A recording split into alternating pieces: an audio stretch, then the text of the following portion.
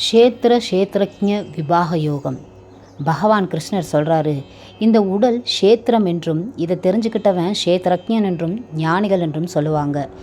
எல்லா க்ஷேத்திரங்களிலும் நான் தான் க்ஷேத்திரஜ்ஞன். க்ஷேத்திரம் க்ஷேத்திரஜ்ஞன் இவ்விரண்டு பற்றியும் தெரிஞ்சுக்கிறது தான் ஞானம்.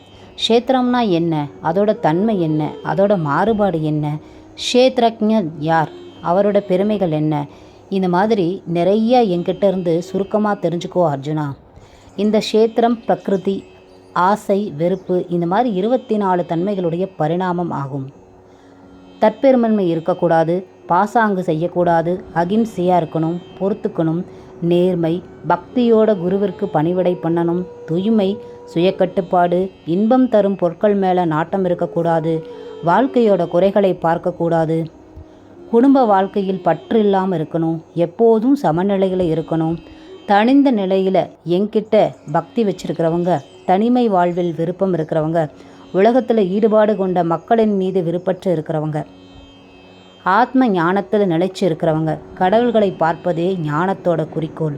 இவையெல்லாம் தான் ஞானம், மற்றவை அஞ்ஞானம்.